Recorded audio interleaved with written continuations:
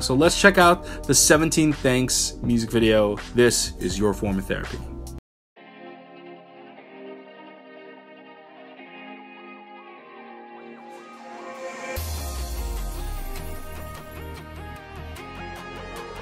Oh my god, that synthesizer. What the hell? Joshua is getting into the habit of starting songs, and I think he's got a great voice for it.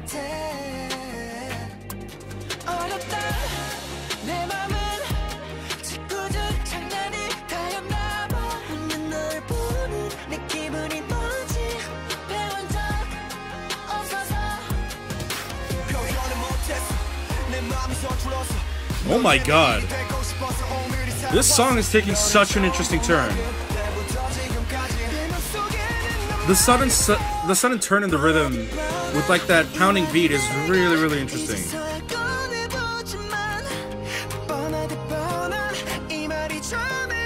Wow, this is very vocal heavy.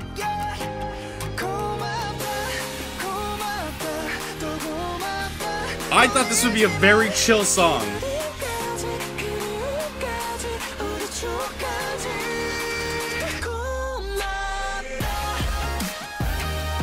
Oh my god.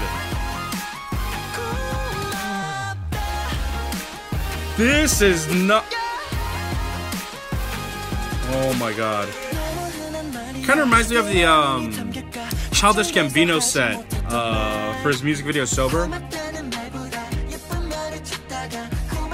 I feel like they like doing that shot with June a lot. I feel like I see June on the ground a lot. It's interesting how they really bring in the hard beats when the rapper is actually introduced. They did that with Seungchul and Wonwoo earlier too.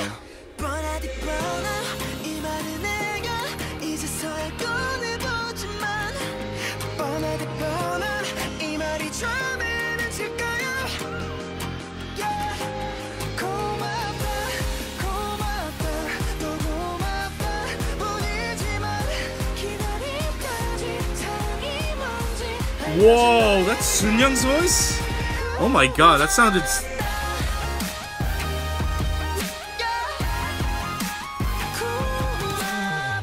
I gotta say, while Minghao gets pretty shifted on line distribution, I feel like they give him great camera time, as of recently. I felt like 울고 싶지 않아 did really well for him, and this is really great too. Like, I feel like Minghao has great camera presence.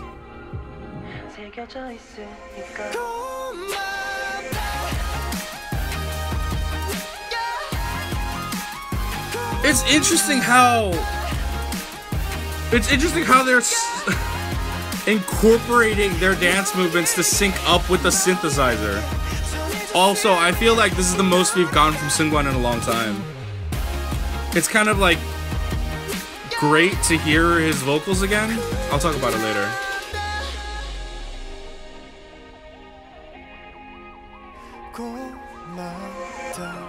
Oh wow, I feel like that's like the first time I've seen Wonwoo since the beginning.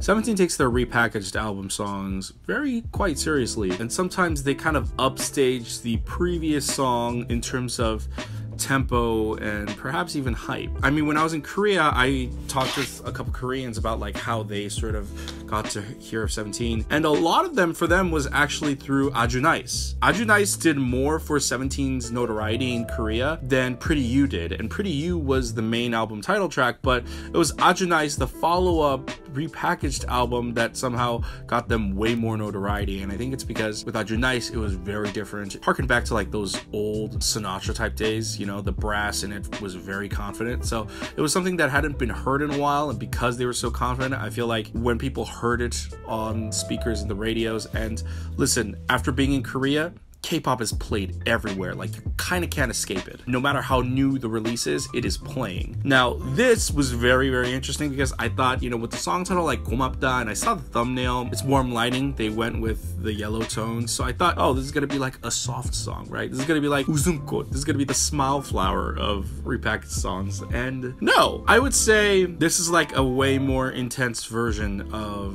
울고 싶지 않아 or 모자를 쓰고.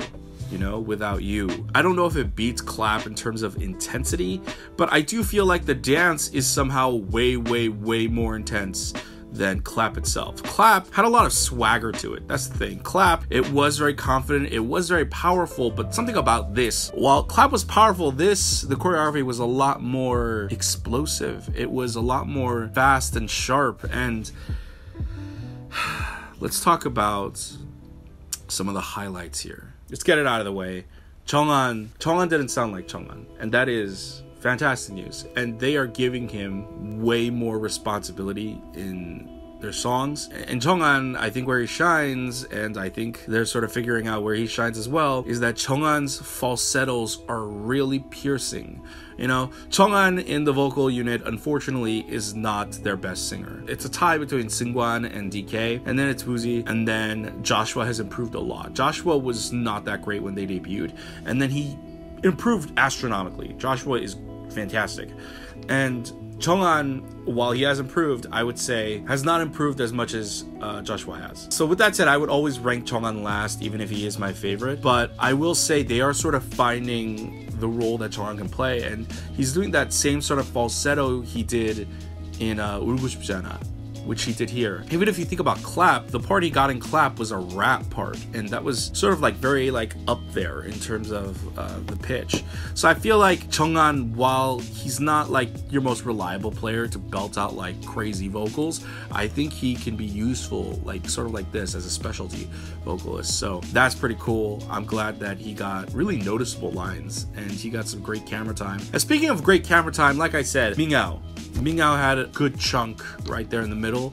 And Mingao is really interesting because he was like this shy little bun when they debuted, and now he's like becoming so confident. And I feel like every time he's on camera, it was very apparent in 울고 싶잖아, like he sort of like has this smolder, and he's like sort of like grabbing your attention. Like he has great camera presence and he has a great charisma about him. Obviously, going to Diamond Edge last year, I think anyone who was at Dallas will tell you that Minghao was sort of like he was like sort of like the cool one. During High Touch, he was just like in the back, just like chilling, but like very casual. It's hard to describe, but like you almost might have missed Minghao even being there if you weren't really paying attention. Like that is how just like chill and like sort of like more casual he's become. So that's pretty cool. I feel like this had a lot of Seungkwan and DK vocals, and I feel like Woozi didn't get a lot, but like I saw him more, like he got more line distribution than most of their other songs. But Seungkwan and DK definitely made a big comeback here. Seungkwan and DK for the past few comebacks have taken a huge step back,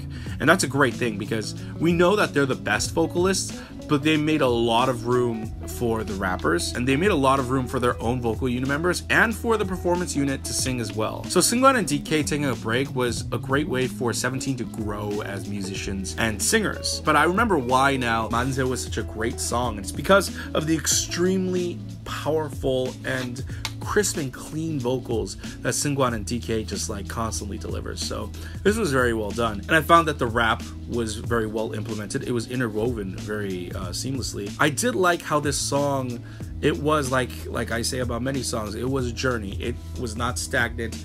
It was all over the place. I mean, this song, it starts off really warm and soft and chill, and then when the rappers come in, they add in that really heavy beat. It's almost jarring how heavy it is, and it's really fast too. You know, the tempo is really fast. It feels like it's building up something crazy, and then instead of like going off into the chorus, which is typically what they would do at the climax, they go into the pre-chorus, which is like this chill, calm, steady melody, and then boom comes the drop. You know, 17 is diversifying themselves into EDM a lot more, but they are not falling into the trope of the typical American style EDM that's going on right now. They are implementing like a lot of more dance and electronic heavy stuff. So I really appreciate this. I mean, I think on an aesthetic level, the music video was shot very gorgeously. It had very warm tones, not just in the color, but in the camera work as well.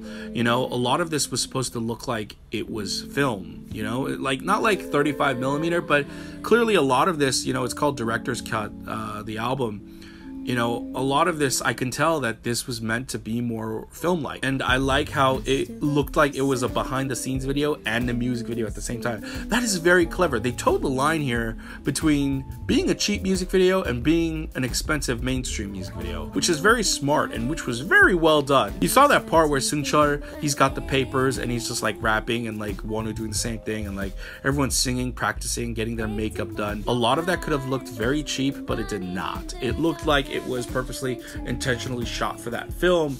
And so despite looking like a behind the scenes documentary style type video, it still was an extremely high caliber of quality. So yeah, I'm excited to listen to this again, and I'm excited to check out the rest of the songs from the director's cut album. I believe it's 2 or 3 new songs, one of them being the Joshua Chalan duet. But yeah, I am super excited. But tune in for the director's cut reaction, guys. It's coming soon. Anyways, what did you think of Go맙다 by 17? Did you love it as much as I did? How do you think it compares in comparison to their previous title tracks, or even their previous repackaged title track like Aju Nice? Let me know in the comments below. Also, thank you to our monthly patrons. I am back in America, which means we have brand new perks coming very, very soon. I'm going to be holding a meeting with my crew, and we're going to be figuring all that out. But if you want to support us, I am now going full-time, and it's scary, but I could use your help. And so if you want to support me and this channel, you can go to patreon.com/formatherapy, and for as little as $2 a month, you can pledge and you can get access to different perks, early access to videos.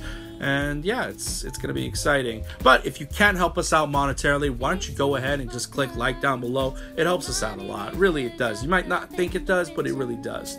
But anyways, if you can help us out, you can also just go ahead and click subscribe up here. Get some merch down here. We have a brand new logo design out. Or just go ahead and watch any of our other reactions over here.